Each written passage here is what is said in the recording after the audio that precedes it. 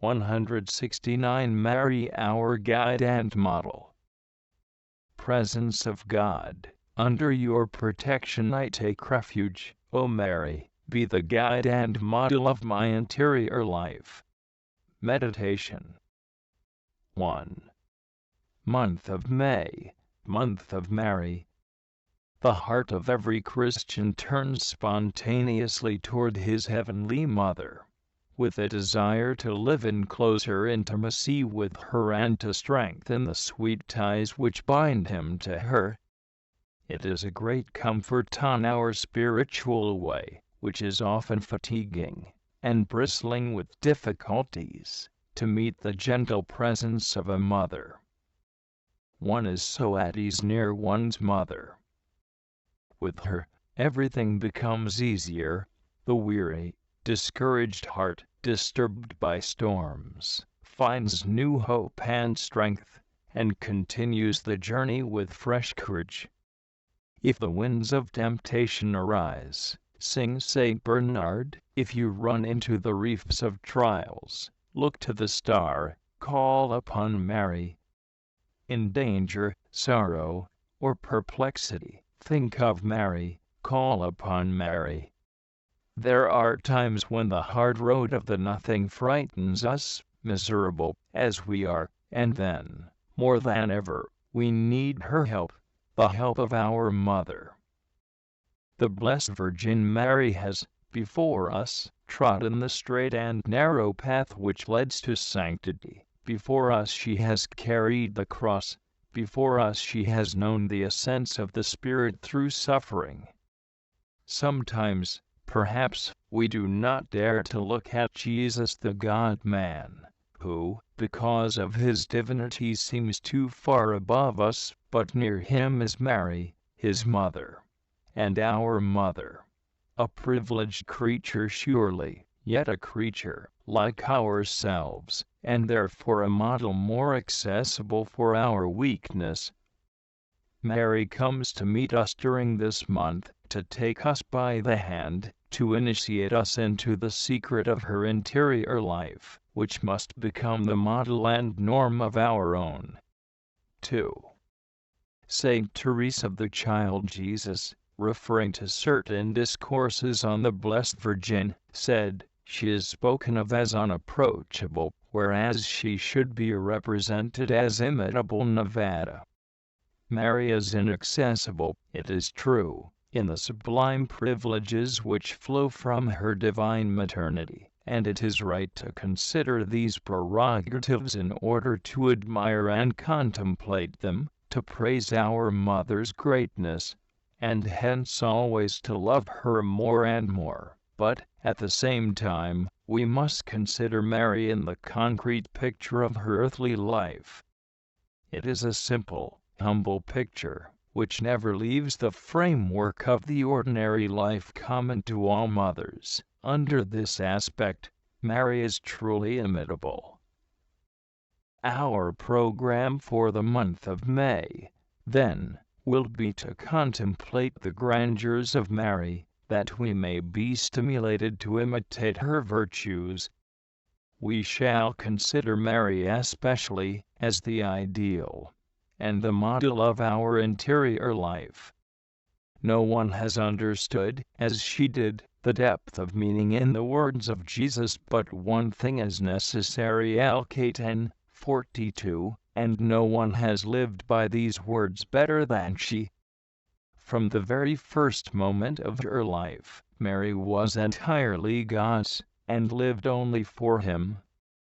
Consider the years spent in the temple in silence and prayer, the months passed at Nazareth in recollection and in adoration of the eternal Word incarnate within her, the 30 years lived in sweet intimacy with Jesus, her Son, and her God, then the sharing of His apostolic life, the union with Him in His passion, and finally, her last years with St. John, during which, by her prayers, she was the support of the infant church. Although the scenes in which she moved changed in appearance, although the external circumstances varied, Her life remained unchanged in its substance, in her interior search for the one thing necessary, and in her adherence to God alone. The succession of events and her exterior activity did not hinder her from persevering in that attitude of continual prayer, in which St. Luke presents her to us. Mary kept all these words, the divine mysteries, pondering them in her heart too. 19. If, in imitation of Mary, our heart is firmly anchored in God, nothing can distract us from our interior occupation, to seek and love the Lord, and live in intimacy with Him. Colloquy. O my soul, do you fear to approach God?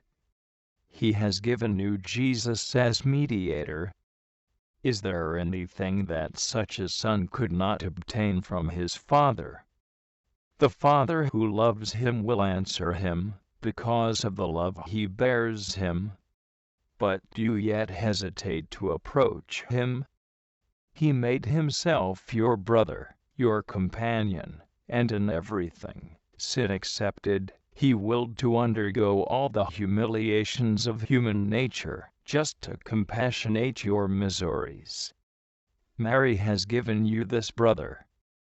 But His Divine Majesty still awes you, perhaps, for, although He is man, He does not cease to be God. Do you want an advocate with Him? Have recourse to Mary. Mary is a pure creature, pure not only because she is free from sin, but also because of her unique human nature. I am sure, O Mary, that your prayers will be heard because of the respect you deserve. Your Son will certainly hear you, because you are His mother, and the Father will hear His Son. This is why my confidence is unshakable. This is the reason for all my hope. O Blessed Virgin, the angel declared that you have found grace before God. You will always find grace, and I need only grace. I ask for nothing else. Saint Bernard. Draw me after you, O Virgin Mary, that I may run in the odor of your ointments. Draw me, for I am held back by the weight of my sins, and the malice of your enemies. Since no one comes to your Son unless he is drawn by the Father, I dare to say that no one, so to speak, comes to Him, if you do not draw him by your prayers. You teach true wisdom, you beg grace for sinners, you are their advocate, you promise glory to those who honor you, because you are the treasury of grace. You have found grace with God, O most sweet Virgin, you, who have been preserved from original sin, filled with the Holy Spirit, and have conceived the Son of God. You have been given all these graces, O most humble Mary, not only for yourself, but also for us, so that you may be able to help us in all our necessities. Ven. Arche ordain.